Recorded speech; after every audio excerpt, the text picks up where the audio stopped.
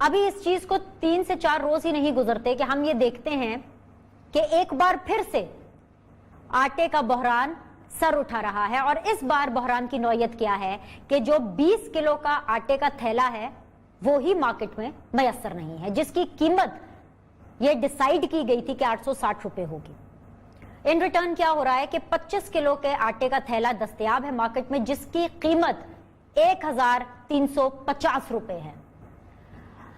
इसीलिए बिलावल भुट्टो जरदारी साहब ने रिसेंटली अपनी तकरीर में आजराए मजाक भी, तंज करते हुए भी मोहतरम प्राइम मिनिस्टर इमरान खान साहब को फ्लोर ऑफ द हाउस पर यह बोला था कि सर आप किसी चीज का नोटिस ना लें, क्योंकि जिस चीज का आप नोटिस लेते हैं खान साहब वही चीज अवाम की दस्तरस से दूर हो जाती है। एक ही इसकी और भी मिसाल, जाहिर सी बात है, पेट्रोल का मामला, जो अभी हम हालिया एक पेट्रोल क्राइसिस में थे, जब पेट्रोल सस्ता था, किसी को मिल नहीं रहा था, नायाब था, नोटिस लिया गया, पता चला भाई हायर अप्स की तरफ से कि जी पता कराया जाए क्यों नहीं मिल रहा पेट्रोल, हालांकि सस्ता भी हो गया। और उसके बाद जब कीमत इंक्रीज होती है, 25 से 26 रुपए इंक्रीज किया जाता है, सेंचुरी को छूता है आपका पेट्रोल, तो फिर वो लोगों को मिलना शुरू होता है, लोगों की दस्तरस में आता है। ये है हुकूमत, ये है हुकूमत की परफॉर्मेंस। लेकिन लेट्स स्टार्ट विद जो आटे की कीमत आपने डिसाइड की 20 किलो थैले की 860 रुपए, लेकिन यहां आपकी कीमत डिसाइड होना था, अगले दिन ही देखा कि लाले पड़ गए, आटा तो मिल ही नहीं रहा है 20 किलो का थैला, इंस्टेड 25 किलो का थैला,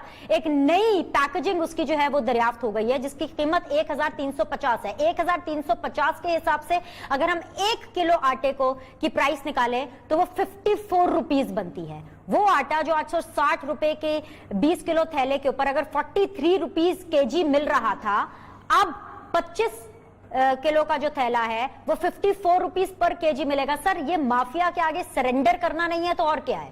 सर ये बिजनेस है तो फिर तो दवाइयों का भी एक बिजनेस है, वो जो 200 से 500% बढ़ाई है वो भी एक बिजनेस है। मास्क जो थे वो 150 रुपए वाला डिब्बा 1500 पर गया तो वो भी एक बिजनेस है। तेल जो है वो 25 दिन नहीं मिला, 25 रुपए बढ़ा है, 25 मिनट बाद हर पेट्रोल पंप पे मौजूद था, वो भी एक बिजनेस है। चीनी जब ये तशरीफ लाए हैं तो 50 थी, आज 85 और 90 रुपए है, वो भी एक बिजनेस है। ये तो फिर सारे बिजनेस है, तो इसमें एतराज क्या है? गवर्नमेंट ने क्या करना? अब मुझे ये बताएं कि अगर गंदम नहीं मिल रही तो गंदम का आपने बहरान पैदा कर दिया है। अल्टीमेटली ये वही, मैं तो पहले दिन से कहता था ये वही टीम है जो जनो मुशर्रफ की टीम थी। ये अल्टीमेटली क्या करेंगे? इनमें से हर 5 में से 4 बंदे वो हैं जो जनो मुशर्रफ के साथ रहे हुए हैं। तो अल्टीमेटली ये क्या करेंगे? ये चीनी भी इंपोर्ट करने पे मुल्क को ले आएंगे, ये गंदम भी इंपोर्ट करने पे ले आएंगे और ले आए। और आपको 2 साल हो गए गंदम का। जब भी बहरान आता है, मैं तो बतौर एक किसान के ये समझता हूं कि जब आप गंदम की कीमत, गंदम की फसल काश्त होने से पहले बढ़ाते हैं तो लोग गंदम काश्त करते हैं, वरना वो कैश क्रॉप्स पे चले जाते हैं। आप लोगों ने वो नहीं देखा।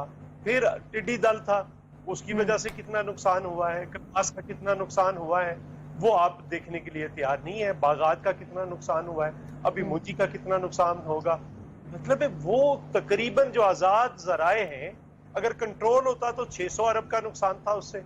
अब अगर कंट्रोल नहीं हुई तो 1500 से 2000 अरब रुपए का नुकसान है। अच्छा जब चौधरी साहब, पार्टी आई थी तब मैं कतई कलामी की माफी चाहती हूँ। ये तो एक एग्जांपल थी जो हमने डिस्कस की, पेट्रोल की एक और एग्जांपल है। लेकिन सर पता क्या, हमारी पार्लियामेंट में ना ये चीजें डिस्कस नहीं हो रही है। जो आज एक्सप्लेनेशन रमेश भाई ने मुझे दी है, आप जिस तरह से समझा रहे हैं, मैं तो चाहूंगी कि इसके ऊपर सीरीज ऑफ शो करूं, लेकिन हमारे पार्लियामेंट में जो डिबेट का लेवल है ना सर, माजरत के साथ, मैं खैर सोच नहीं रही थी कि मैं कभी इसके ऊपर नेशनल टीवी के ऊपर बैठकर शो करूंगी, लेकिन मुझे करना पड़ेगा।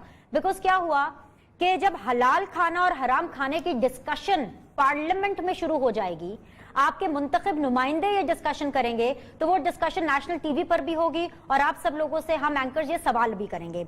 होता क्या है कि जब बिलावल साहब एक इल्जाम लगा रहे होते हैं कि जी इमरान खान साहब का किचन जो है वो अली जैदी साहब चला रहे हैं मुबैना तौर पर, अनफॉर्चुनेटली सर हलाल खाना, हराम खाना, this is the level of discussion जो हमारी पार्लियामेंट में हो रही है। ये आज ही की ताजा बात मैं सर आपके साथ डिस्कस कर रही हूँ। अच्छा देखिए बिनेश, मैं समझता हूँ कि प्रॉब्लम किधर है। ये किसी भी सवाल का जवाब देने की बजाय आज ये कह रहे थे कि सब जमहूरियत का सबसे बड़ा हुस्न ये है कि लोग सवाल करते हैं, हमें जवाब देना होता है। अभी समर अब्बास की मैं ट्वीट पढ़ रहा था, उसने कहा जी मैंने इससे एक सवाल किया था कि वो 200 अरब डॉलर किधर हैं जो आपने बाहर से लाने थे, तो इसने मेरे साथ इतनी बदतमीजी की थी कि मतलब आप बयान नहीं की जा सकती। तो ये तो हालत है।